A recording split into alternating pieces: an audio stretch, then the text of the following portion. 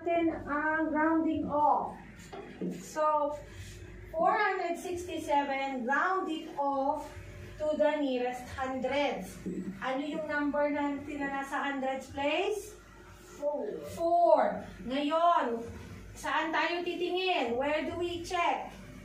Kaliwa, kanan.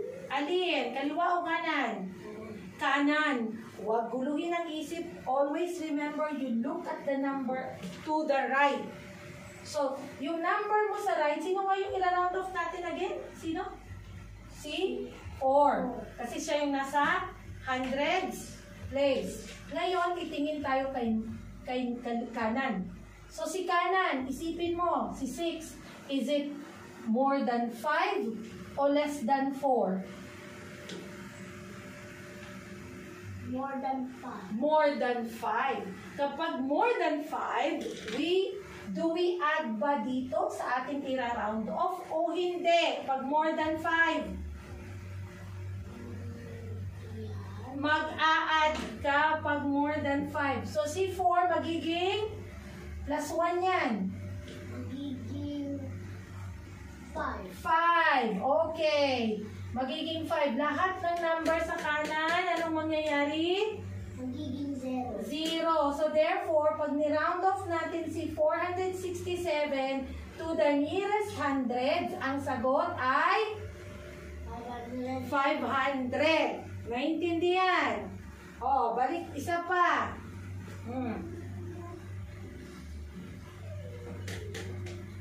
328. Okay? Now, round this one off to the nearest tens muna. Ano yung nasa tens? 2. Saan tayo titingin ngayon? Dahil ito yung i-round off natin. Where? Sa kaliwa, sa kanan? Kanan. Asan ang kanan mo? Hindi yan ang kaliwa. Itong kanan. Right. Yan. Ano yung number niya sa kanan? 8. Okay. You ask palagi yourself, is this 8 more than 5 or less than 4? More than 5. Therefore, anong gagawin natin pag more than 5? Yeah. Mag-a-add tayo doon sa ira-round off natin na ilan? Ilan ang i-add natin? Isa. So, 2 plus 1 ay 3. So, magiging ilan si 2? Magiging 3. Eh, si 8, anong nangyari? Magiging 0. 0. Si 3 dito sa unahan. Ika-copy. Ano ngayon ang sagot natin? Pag ni-round off daw natin si 328, round off to the nearest tens? 100? 330. Okay. Ngayon, i-round off naman natin si 328 to the nearest hundreds. Oh, sino na naman yung nasa hundreds place? Sino yun? Si 3. So, saan tayo titingin? Sa kanan. Sa kanan, sa right. Ano yung number sa kanan? 2. Oh, is 2 more than 5 or less than 4?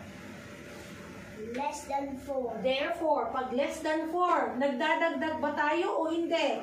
Hindi. Hindi. We say, let it rest. We say, 5 or more, raise the score. Ibig sabihin ng raise the score, you add 1. Raise nga daw eh.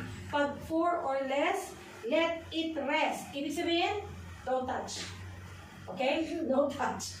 So, remain. So, dahil siya ay C2, ano mangyayari?